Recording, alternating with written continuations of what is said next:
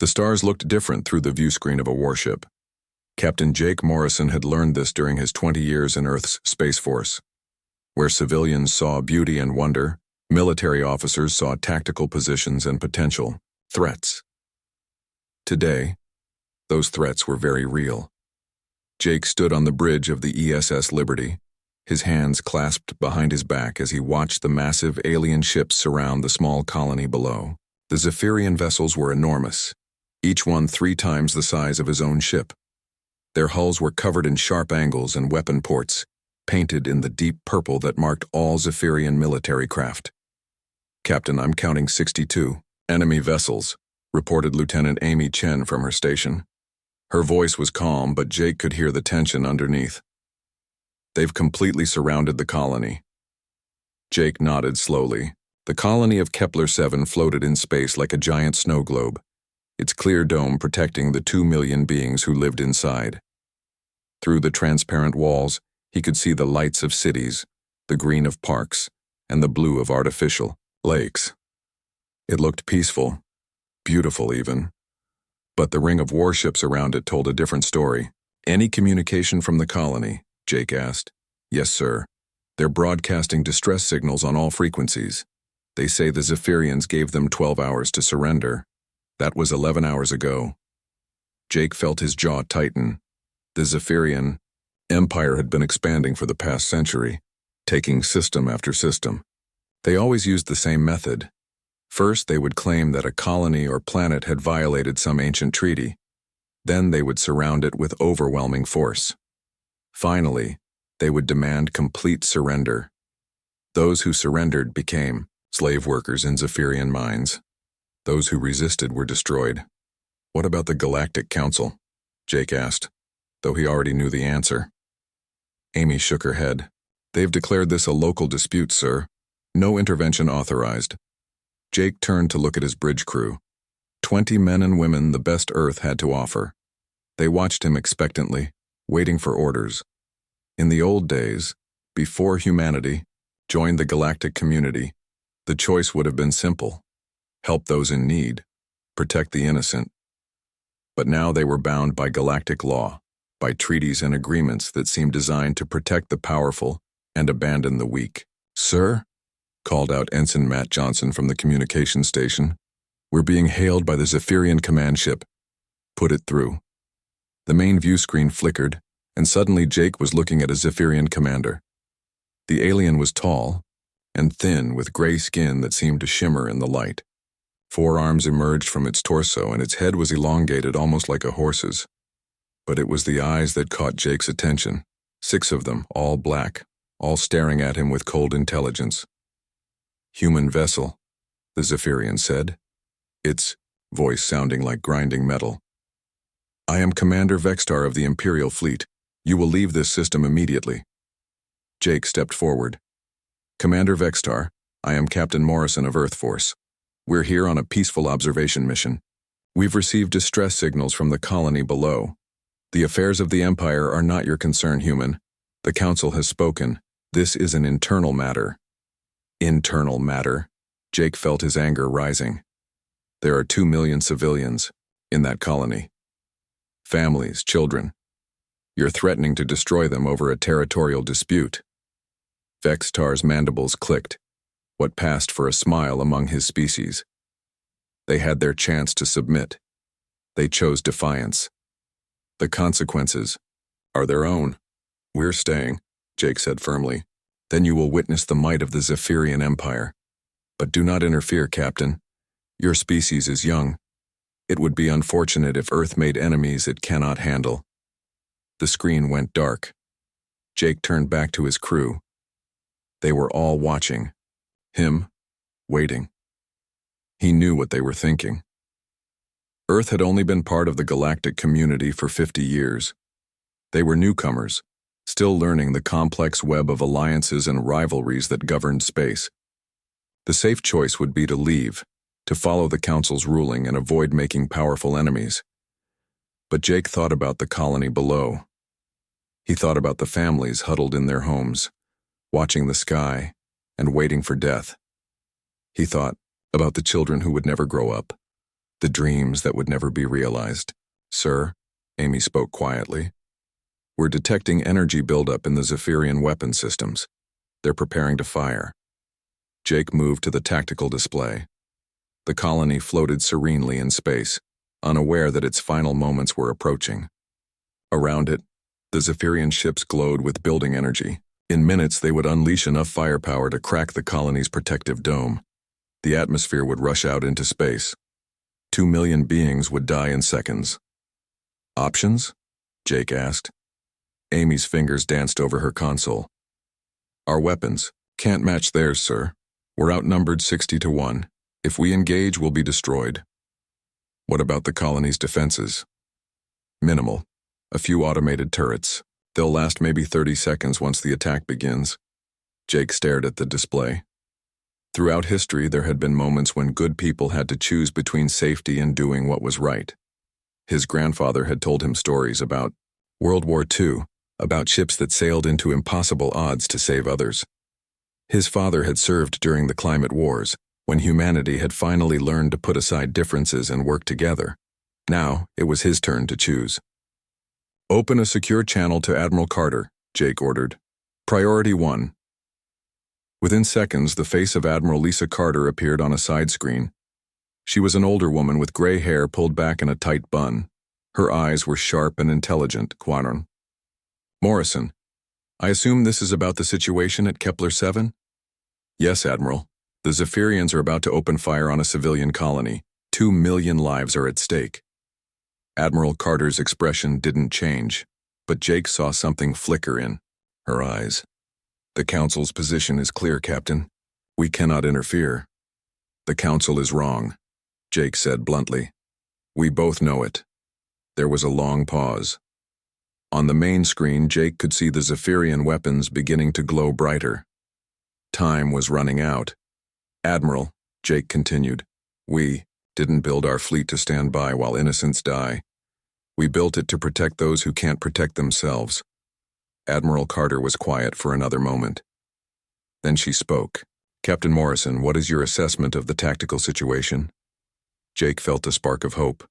The Admiral wasn't shutting him down. She was asking for information. The Zephyrians are overconfident, ma'am.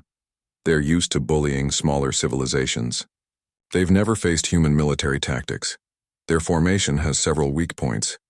How long would you need to evacuate the colony? 6 hours minimum, but the Zephyrians won't give us that time. Then we'll have to make time. Admiral Carter's voice became firm. Captain Morrison, you are authorized to take whatever actions necessary to protect civilian lives. The fleet will support you. Jake felt relief wash over him. Understood, Admiral. What about the Council? A small smile appeared on Admiral Carter's face. Let me worry about the politics, Captain. You worry about saving lives. The screen went dark. Jake turned to his crew. They had all heard the conversation. He saw determination in their faces mixed with fear. They knew what they were about to do. They were about to change everything. Battle stations, Jake ordered. Alarms began to sound throughout the ship. Crew, members rushed to their positions. Weapon systems came online. Shields powered up. Amy, signal the colony. Tell them to prepare for emergency evacuation. Matt, open a channel to all Earth Force vessels in the sector. Tell them we need backup now. Sir, Amy called out. The Zephyrians are responding to our battle stations. They're targeting us. Jake nodded. Let them. Every second they spend focused on us is a second the colony has to prepare. He activated the ship's intercom. All hands, this is the captain. In a few minutes, we're going to engage a force that outnumbers us 60 to 1. The odds are against us. The Council has forbidden us to act. But there are 2 million innocent lives at stake. We became soldiers to protect those who cannot protect themselves. Today, we honor that oath. He paused, then added, It's been an honor serving with all of you. The bridge was silent except for the hum of equipment. Outside, the Zephyrian ships continued to mass their weapons. The colony waited below, helpless. Jake Morrison stood at the center of his bridge, watching the tactical display. He had made his choice. Now he would live, or die, with the consequences. The stars looked different through the view screen of a warship. But today, for the first time in his career, Jake Morrison thought they looked exactly right. Admiral Lisa Carter stood in the war room of Earth's orbital command station, looking at the massive holographic display. Around her, dozens of officers worked at their stations, monitoring communications from across human space. The room buzzed with activity, but Lisa's attention was focused on one small dot in the star map. Kepler 7. The colony appeared as a green light, surrounded by angry red markers representing Zephyrian warships. One lone blue dot, the ESS Liberty, hovered near. The enemy fleet. Captain Jake Morrison's ship looked impossibly small compared to the alien armada. "Admiral, we have incoming communication from Ambassador Martinez," reported Commander Sam Walsh, her second in command. Lisa sighed. She had been expecting this. "Put him through." The ambassador's hologram appeared beside the tactical display. Paul Martinez was a tall man with silver hair and the careful, measured movements of a career diplomat. His face showed the strain of the past few hours. "Admiral Carter," he began without pleasantries. "I've just come from an emergency session with the Galactic Council. They are very clear. Earth must not interfere in the Kepler 7 situation. 2 million civilians are about to die, Ambassador," Lisa replied, her voice steady. "I understand that. But we have to think about Earth's position in the galaxy. We're still newcomers here. If we violate Council directives, we could face sanctions, trade embargoes, even military action from other powers." Lisa turned to face the hologram fully. "And if we stand by and watch genocide happen, what does that make us?" Martinez's expression softened slightly. "I know this is difficult, but we have to think about the 3 billion humans back on Earth. We can't risk their safety for one colony." "With respect, Ambassador, that's exactly the kind of thinking that led to some of humanity's darkest moments," Lisa said. "Remember what happened when the world looked away during genocides in the 20th and 21st centuries." The ambassador was quiet for a moment. Behind Lisa, the war room continued its work. Officers monitored communication channels, tracked ship movements, calculated possible battle scenarios. "The Zephyrians are a major power," Martinez finally said. "They have over 300 warships. Our entire fleet is only 120 vessels." "Numbers aren't everything," Commander Walsh spoke up. "The Zephyrians rely on overwhelming force and intimidation. They haven't fought a real war in 2 centuries. "We have." Lisa nodded. Humanity's history was filled with conflict, but those conflicts had taught valuable lessons. While other species had grown comfortable with their technology and established tactics, humans had continued to innovate, to think creatively about warfare. "Admiral," Martinez tried again. "Please, think about what you're risking." Lisa walked to the viewing window that looked out at Earth below. The blue and green planet rotated slowly, clouds swirling across its surface. She could see the lights of cities on the night side, the vast oceans that covered most of the world. "I am thinking about it, Paul," she said quietly. "I'm thinking about what kind of species we want to be. Are we going to be the ones who follow rules while innocents die? Or are we going to be the ones who stand up for what's right even when it's dangerous?" She turned back to the room. "How many ships can we get to Kepler 7? Commander Walsh checked his console. 25 within the next hour. Another 15 if we wait 3 hours. "We don't have 3 hours. Order the first 25 to jump. Immediately. Full combat readiness." "Admiral." Martinez's voice was sharp. "You can't do this." Lisa faced the hologram again. "I'm not asking your permission, Ambassador. I'm informing you of my decision. The Council can debate all they want. While they talk, people die. I won't have that on my conscience." Martinez's image flickered. "You're making a terrible mistake." "Maybe, but it's my mistake to make." Lisa cut the connection. The war room fell silent for a moment. Every officer present understood what had just happened. Earth was about to defy the Galactic Council for the first time in its history.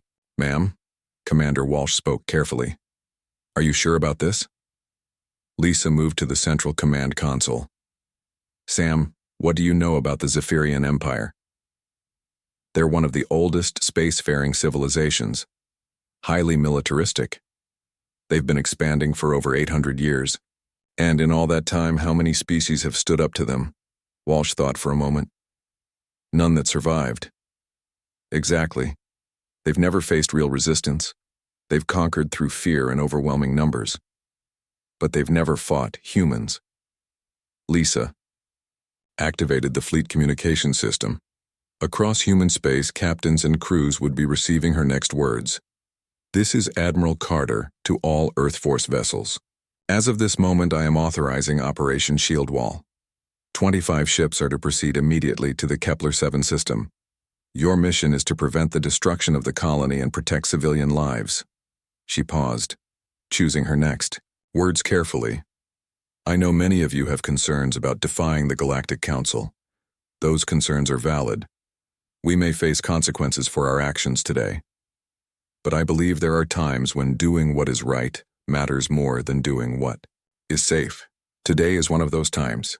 Around the war room, officers began coordinating the fleet movement. Jump coordinates were calculated. Weapon systems were checked. Supply status was verified. Admiral, called Lieutenant Maria Gonzalez from the intelligence station. We're analyzing Zephyrian fleet formations. They're using standard Imperial Deployment Pattern 7. Lisa moved to the intelligence console. The Zephyrian ships were arranged in concentric circles around the colony, each ring positioned to provide overlapping fields of fire. It was a textbook formation, one that had served them well against less advanced opponents. What's the weakness? Lisa asked. Maria highlighted several points on the display. Here, here, and here. Their formation assumes the enemy will attack in a straight line, trying to punch through to the colony. They're not prepared for three-dimensional warfare. Lisa smiled slightly. Most spacefaring species still thought in terms of naval warfare, treating space like an ocean. Humans had learned to think differently. Commander Walsh, I want attack pattern Omega-7. 3 wolf packs, each targeting these weak points. Use the colony's gravity well to slingshot our smaller ships. Keep them moving. Don't let the Zephyrians lock on. Yes, ma'am. What about rules of engagement? Lisa considered this carefully. Disable. Don't destroy. Target weapons and engines. I want to stop them, not start a war of extinction. Understood. As her officers worked, Lisa thought about the colony below. 2 million beings. Humans, Altarians, Velkari, dozens of other species. They had come to Kepler-7 seeking peace, building a community where different species could live together. Now they huddled in their homes waiting for death, not if she could help it. Admiral, Maria called out. We're intercepting Zephyrian communications. They're confused by our fleet movements. They didn't expect us to actually intervene. Good. Confusion is our ally. Lisa turned to the main display. The blue dots representing Earth ships were now moving, jumping through hyperspace toward Kepler-7. Time until our ships arrive? 43 minutes. Lisa nodded. Jake Morrison and the Liberty would have to hold out until then. She activated a direct channel to his ship. Captain Morrison, this is Admiral Carter. Help is on the way. 25 ships will arrive in 43 minutes. Your orders are to keep the Zephyrians focused on you. Buy us time. Jake's voice came through, steady despite the situation. Understood, Admiral. We'll give them something to think about. Jake. Lisa paused. Don't be a hero. I need you alive when this is over. No promises, Admiral. But we'll do our best. The connection closed. Lisa looked around the war room at her officers. They were the best Earth had to offer, trained in tactics that had been refined through centuries of human conflict. They understood warfare in ways the peaceful species of the galaxy couldn't comprehend. Admiral, Ambassador Martinez's voice came through on a priority channel. The Council is demanding to speak with you. Tell them I'm busy, Lisa replied. They're threatening sanctions.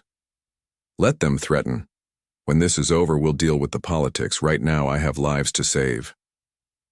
She turned back to the tactical display. The Zephyrian ships continued their ominous circle around the colony. But now, racing through the void, Earth's warfleet was coming. For the first time in galactic history, someone was going to stand up to the Zephyrian Empire. Lisa thought about Earth's history, the times when ordinary people had stood up against overwhelming odds, the Warsaw Uprising, the French Resistance, the Underground Railroad. Humans had always been willing to risk everything for what was right. Today would be no different. All stations, she announced, prepare for combat operations. In less than an hour, we're going to show the galaxy what humanity stands for. The war room erupted in activity. Officers fine-tuned battle plans. Weapon specialists calculated firing solutions. Medical teams prepared for casualties. As Lisa watched her people work, she felt a mix of pride and fear. They were about to change everything. The comfortable position Earth had built in the galaxy would be shattered. They would make enemies, face consequences, possibly trigger a larger conflict. But as she looked at the image of Kepler 7, at the millions of lives hanging in the balance, she knew she had made the right choice. The stars were about to witness something new. For the first time in their long history, the Zephyrians were about to face opponents who wouldn't back down, wouldn't surrender, wouldn't abandon those in need. They were about to face humans, and humans protected their own. Commander Vexistar stood on the bridge of his flagship, the Eternal Conquest, watching the lone human vessel with amusement. The ship was so small compared to his massive dreadnought. It reminded him of a tiny fish swimming near a hungry shark. Status. Report, he commanded, his forearms folded across his chest. All weapons charged and ready, Commander, replied his weapons officer. The colony's shields are down to 15%. One more volley will break through. Vextar's mandibles clicked in satisfaction. The Zephyrian Empire had stood for 1,000 years. In that time, they had conquered hundreds of systems, enslaved dozens of species. No one dared oppose them anymore. The galaxy had learned its lesson. Or so he thought. Commander, the human ship is moving, reported his tactical officer. They're positioning themselves between us and the colony. Vextar's 6 eyes focused on the tactical display. Indeed, the small Earth vessel had moved directly into their firing path. It was either the bravest or most foolish thing he had ever seen. Open a channel to them, Vextar ordered. The main screen flickered, and once again he was looking at the human captain. The man stood straight, his hands clasped behind his back. There was no fear in his eyes. Captain Morrison, Vextar began, trying to keep the amusement from his voice. You seem to have moved into our firing line. I suggest you relocate before you are accidentally destroyed. The human's expression didn't change. There won't be any accidents here, Commander. My ship is exactly where I want it to be. Vextar leaned forward. You would sacrifice your ship and crew for strangers? For aliens who aren't even your own species? That colony has humans in it. But even if it didn't, my answer would be the same. We don't stand by while innocents suffer. Innocents? Vextar laughed, a sound like grinding metal. They chose to defy the Empire. They chose to be free, Morrison interrupted. That's not a crime. Vextar felt his amusement fading, replaced by irritation. No one interrupted a Zephyrian. Commander. No one. You humans are new to the galaxy, he said slowly. Perhaps you don't understand how things work. The strong rule. The weak serve. It has always been this way. Not anymore, Morrison replied simply. You have one ship. Vextar's voice rose. I have 60. Your weapons are primitive compared to ours. Your shields can't withstand our firepower. You will die for nothing. Morrison smiled then, and something about that smile made Vextar pause. It wasn't the smile of a madman or a fool. It was the smile of someone who knew something others didn't. Commander, may I tell you something about humans? Morrison asked. Vextar gestured with one of his arms. Speak. We've been fighting wars for as long as we've existed. Tribal conflicts, world wars, civil wars. We've made an art form out of combat. But do you know what we learned from all that fighting? What? Vextar asked, despite himself. We learned that the side with the most weapons doesn't always win. Sometimes the side that wants it more does. And right now, Commander, we want it more. Vextar was about to respond when alarms began sounding on his bridge. Commander, his sensor officer called out. Multiple hyperspace signatures detected. 25 vessels emerging from jump. The tactical display updated, showing blue dots appearing around the Zephyrian fleet. The human ships emerged from hyperspace in perfect formation, already moving. Into attack positions. Impossible, Vextar muttered. The Council forbade interference. On the screen, Morrison's smile widened. Humans have a saying, Commander. It's easier to ask forgiveness than permission. The Earth ships were unlike anything Vextar had seen before. They were smaller than his vessels, but they moved with a speed and agility that seemed impossible. Instead of the traditional line, formations used by most space navies, they split into small groups, each group moving independently but somehow coordinating perfectly. Combat analysis, Vexitar barked. His tactical officer's scales had paled. They're using pack hunting tactics. Commander, 3 groups of 8 ships each plus their command vessel. They're targeting our formation's weak points. We don't have weak points. According to their movements, we do, sir. Vextar turned back to the screen. Morrison was watching him calmly. You're making a mistake, human. Even with 25 ships, you're still outnumbered. And when we destroy, you, Earth, will be next. You're welcome to try, Morrison replied. But first you have to get through us. And, Commander, we don't go down easy. The channel closed. Vextar stood for a moment processing what was happening. In his entire career, no one had ever challenged a Zephyrian fleet. The galaxy's younger species had learned to fear them, to submit rather than fight. But these humans... Orders, Commander? His second-in-command asked. Vextar considered.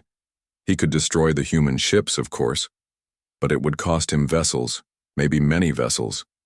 And if the humans were willing to die for strangers, what would they do to defend their own world? Target the lead human vessel, he ordered finally. Show them the price of defiance. Yes, Commander. Targeting solutions locked. Fire. Purple beams of energy lanced out from the Zephyrian ships converging on Morrison's vessel. But the Liberty wasn't where it was supposed to be. At the last second, the ship had rolled and dived, the beams passing harmlessly through empty space. How? Vextar demanded. They're using some kind of predictive maneuvering system, his tactical officer reported. They move before we fire, not after. More alarms sounded. The human ships had opened fire, but not with the massive energy weapons favored by most spacefaring species. Instead, they launched swarms of small, fast-moving projectiles that streaked toward the Zephyrian fleet. What are those things? Vextar asked. Unknown, Commander. They're too small to be traditional missiles. They're attaching to our ships. The tiny projectiles weren't exploding. Instead, they latched onto Zephyrian hulls and began doing something far worse. They were burrowing in. They're targeting our weapon systems, the tactical officer reported, panic creeping into his voice. And our shields. Commander, we're losing primary weapons on 7 vessels. Vextar couldn't believe it. The humans weren't trying to destroy his ships. They were trying to disable them. It was a tactic he had never seen before, one that required incredible precision and technological sophistication.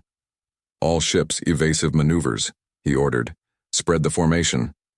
But as his ships began to move, the human vessels adapted instantly. They flowed like water around the Zephyrian fleet, always staying ahead of weapon locks, always finding new angles of attack. Commander, his communications officer called out. The human admiral is broadcasting on all frequencies. Put it through. A human female appeared on secondary screens throughout the fleet. She had gray hair and calm eyes. This is Admiral Lisa Carter of Earth Force, she said. You have threatened civilian lives. You have ignored requests to stand down. This is your final warning. Withdraw immediately or we will disable every ship in your fleet. Vextar felt rage building in his chest. How dare they? How dare these newcomers threaten the Zephyrian Empire? Never, he roared at the screen. We are the Zephyrian Empire. We have conquered systems while your species lived in caves. You will learn to fear us like all the others. Admiral Carter's expression didn't change. No, Commander. I think it's time you learn to fear us. The human ships accelerated their attack. More of the burrowing projectiles found their marks. Zephyrian vessels began reporting system failures, weapons offline, shields failing, engines losing power. Commander, his second-in-command said, quietly. They're not trying to destroy us, they're showing us they could if they wanted to. Vextar's 6 eyes widened as understanding dawned. The humans weren't just fighting differently, they were thinking differently. While the Zephyrians fought to dominate and destroy, the humans fought to protect and disable. They were proving their superiority without taking lives. It was brilliant and terrifying. All ships, Vextar ordered, his voice heavy. Cease fire. Prepare to withdraw. Commander? His bridge crew looked at him in shock. No Zephyrian fleet had ever retreated. You heard me, Vextar said. He opened a channel to the human command ship. Admiral Carter, you have made your point. The Admiral nodded. You're making the right choice, Commander. Take your fleet and go. Tell your empire that the days of unopposed conquest are over. As the Zephyrian fleet began to pull back, Vextar took one last look at the tactical display. 25 human ships had faced down 60 of the Empire's finest vessels, and won. Not through superior firepower, but through superior tactics and willingness to risk everything for others. Sir, his tactical officer spoke quietly. What do we tell the Empire? Vextar was quiet for a long moment. Then he straightened his forearms. We tell them the truth, he said. The humans are not like the others. They're something new, something dangerous, and the galaxy will never be the same.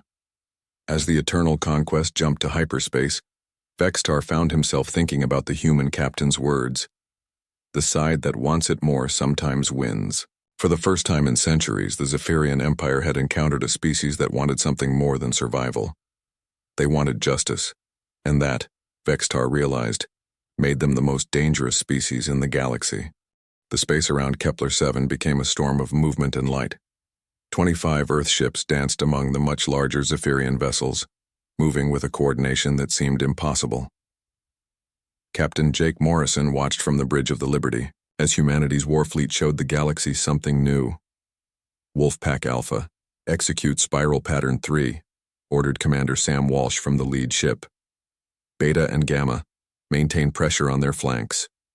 Jake smiled as he watched the smaller Earth frigates weave between enemy ships. The Zephyrians tried to track them, their massive weapons swiveling back and forth, but they might as well have been trying to swat flies with sledgehammers. Captain, incoming message from the colony, Amy Chen reported. They want to know if they should evacuate. Tell them to start moving people to the shelters, but hold the evacuation ships, Jake replied. We're not running yet. On his tactical display, Jake could see the battle unfolding.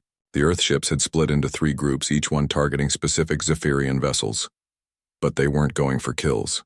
Instead, they were systematically disabling weapons and engines, turning the mighty warships into floating hulks. Sir, the Punisher is taking heavy fire, Amy called out.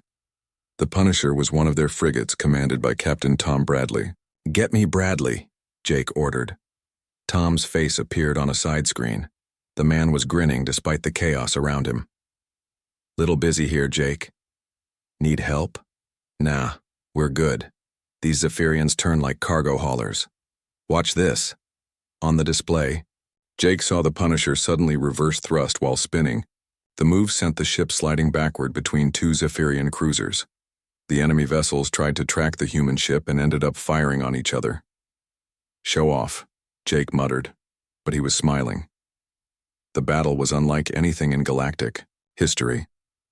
Where other species fought in rigid formations, the humans moved like a school of fish, each ship acting independently but somehow staying perfectly coordinated.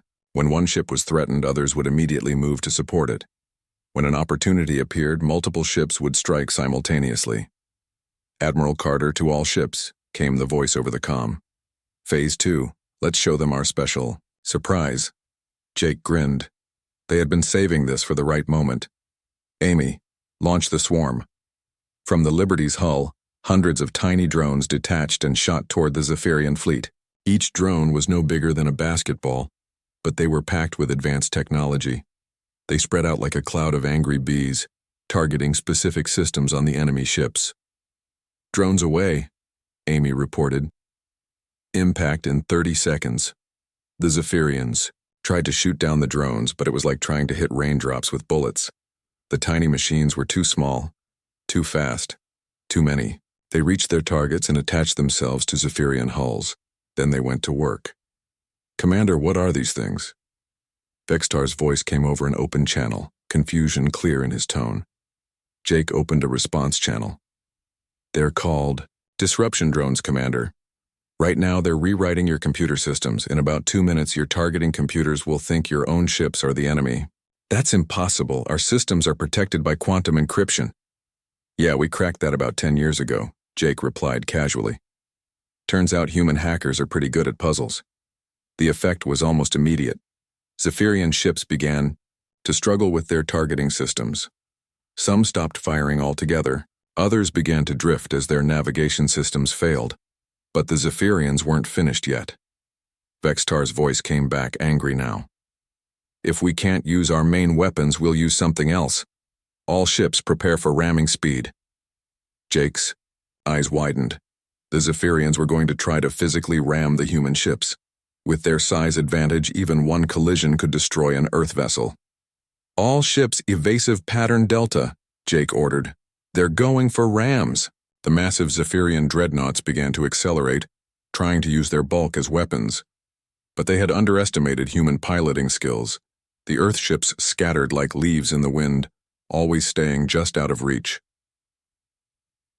Lieutenant Kevin, Park piloting the frigate Swift Strike, performed a maneuver that would go down in military history. As a Zephyrian battleship bore down on him, he waited until the last possible second, then fired his ventral thrusters while cutting main engines. His ship dropped like a stone in Earth gravity, passing just meters beneath the enemy vessel's hull. "Did you see that?" Someone shouted over the comm. "Park just invented a new maneuver." "Focus, people," Jake reminded them, but he was impressed too. In the heat of battle, human pilots were creating new tactics on the fly. The battle continued for another hour. The Zephyrians grew increasingly desperate, trying every tactic in their military handbook, but each move was countered by human innovation. When they tried to form a defensive sphere, the humans used micro-jump drives to appear inside their formation. When they attempted to retreat, the humans disabled their jump drives with surgical precision. "Admiral," Commander Walsh reported, 41 Zephyrian vessels are now combat ineffective. The rest are barely functional. "Casualties?" "Admiral," Carter asked. "Minor damage to 7 of our ships, no casualties." Jake heard the pride in Walsh's voice. They had faced a force more than twice their size and won without losing a single life on either side. "Commander Vextar," Admiral Carter broadcast, "your fleet is defeated. Half your ships are disabled. Do you yield?" There was a long pause. Then Vextar's voice came through, tired and defeated. "We yield. You have won, humans. I have never seen tactics like these. That's because we don't fight to conquer," Admiral Carter replied. "We fight to protect. There's a difference." As the Zephyrian fleet began to gather its damaged ships for withdrawal, Jake found himself thinking about what had just happened. For centuries, the Zephyrians had used their size and numbers to intimidate others into submission. They had never faced an opponent who fought with creativity and compassion instead of brute force. "Captain," Amy said softly, "the colony is signaling. They want to thank us." Jake nodded. "Open a channel." The screen filled with faces, humans, Altarians, Velkari, and dozens of other species. They were cheering, crying, hugging each other. Children held up drawings of Earth ships. A human woman stepped forward, tears streaming down her face. "Thank you," she said simply. "Thank you for not abandoning us." Jake felt a lump in his throat. We don't abandon people in need. It's not who we are. As the colony erupted in celebration, Jake's comm buzzed with a private message from Admiral Carter. Well done, Captain. You bought us the time we needed. Thank you, Admiral. What happens now? Now we deal with the political fallout. The Council won't be happy. But I think we've shown the galaxy something important today. What's that? That humanity brings something new to the table. We're not conquerors. We're protectors. And maybe that's exactly what this galaxy needs. Jake nodded, watching as the damaged Zephyrian fleet slowly jumped away. They would return to their empire with a story no one would believe at first. A story of a young species that had defeated them not through superior weapons, but through superior tactics and an unshakable commitment to protecting the innocent.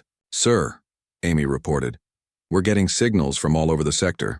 Other colonies are asking if Earth protection is available to them too. Jake smiled. Tell them we'll need to check with Admiral Carter, but off the record, I think the answer is yes. As the Liberty moved toward the colony to help with repairs, Jake thought about what this battle meant. Humanity had announced itself on the galactic stage not as conquerors or empire builders, but as guardians. It was a role that would come with costs and dangers, but it was the right role. The human role. The Battle of Kepler 7 was over, but Jake suspected it was just the beginning of something much bigger. The galaxy had seen what humans could do when they worked together for a just cause, and the galaxy would never be the same.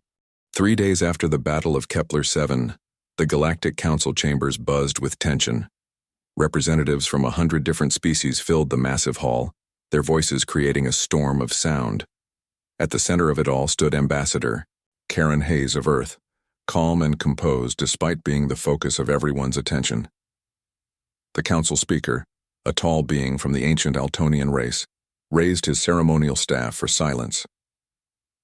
Ambassador Hayes, Earth stands accused of violating Council Directive 779. You intervened in a recognized territorial dispute. How do you answer? Karen stepped forward, her footsteps echoing in the sudden quiet. Council Speaker, Earth answers that we acted to prevent genocide. 2 million lives were at stake. We could not stand by and watch them die. The law is clear, said Ambassador Zektar of the Morvac Federation. Non-interference is the foundation of galactic peace. If every species acted as Earth did, we would have chaos. With respect, Karen replied, we already have chaos. The Zephyrian Empire has conquered 17 systems in the last 50 years. How many billions have died while this council debated and did nothing? Murmurs ran through the chamber. Everyone knew it was true, but no one had dared say it openly before. The Zephyrian ambassador, Kexmar, rose from his seat.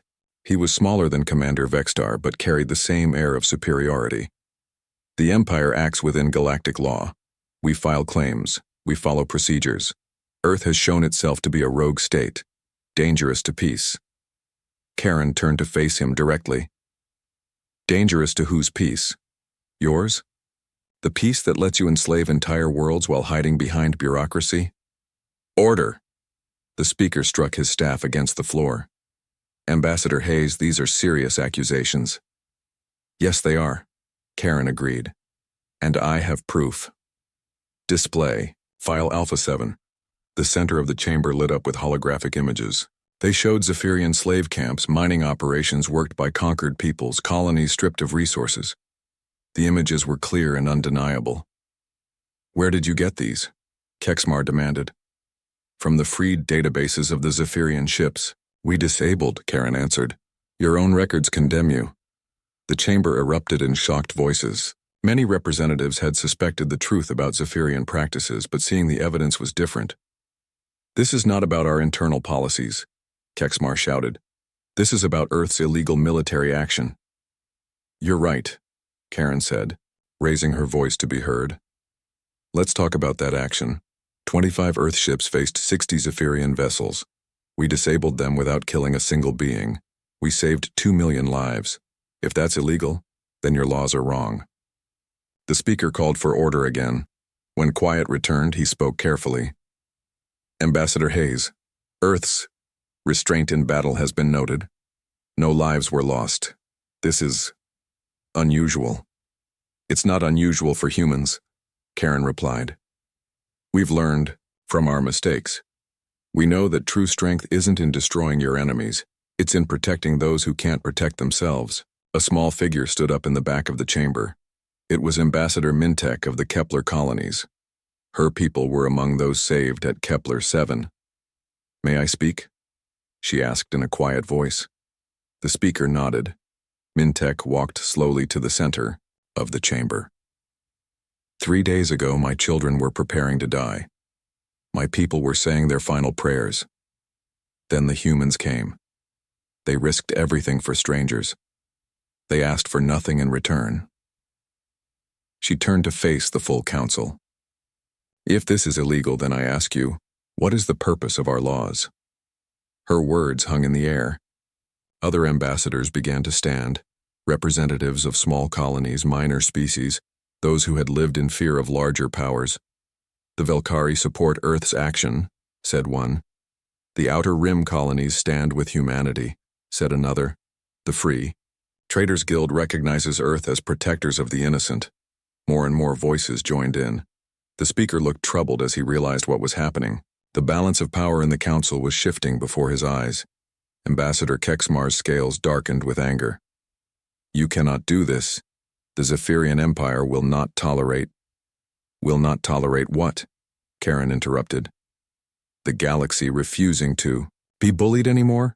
Your fleet running away from ships half your size? That was not retreat. That was tactical withdrawal. Call it what you want. The message is clear. The era of might makes right is over." The speaker raised his staff again. "The council will vote. All those who condemn Earth's action?" Hands and appendages rose around the chamber. Karen counted quickly. Mostly the large, established powers, the ones who benefited from the current system. All those who support Earth's position. Many more. Hands rose this time. Small worlds, young species, trading federations, scientific unions.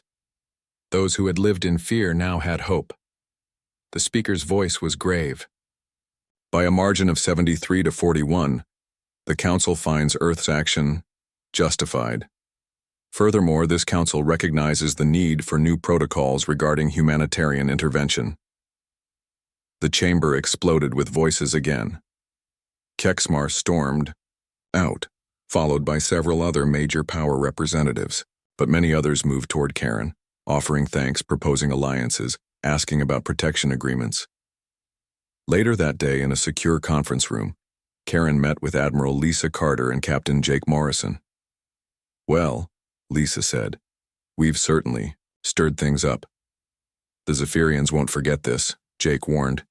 "Neither will the other major powers. We've made enemies today." Karen nodded. "We've also made friends. Lots of them. The applications for protection treaties are already coming in." "Can we handle it?" Jake asked. "Our fleet is only 120 ships." "We'll have to," Lisa replied. "But we won't be alone. 7 species have already offered to contribute ships to a joint defense force. They want to learn our tactics." Karen smiled. "It's more than tactics they want to learn. It's the idea that military power should protect, not oppress. That's revolutionary for many of them." "What about Earth itself?" Jake asked. "Are we safe?" "Safer than before," Karen said. "The Zephyrians know what 25 of our ships can do. They won't risk attacking Earth directly, and our new allies will help watch our back." Lisa activated a holographic display showing the galaxy. Dozens of systems were highlighted in blue, worlds now under Earth protection.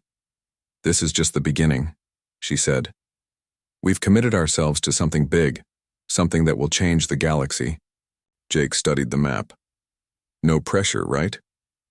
They all laughed, but they knew the truth. Humanity had taken a stand.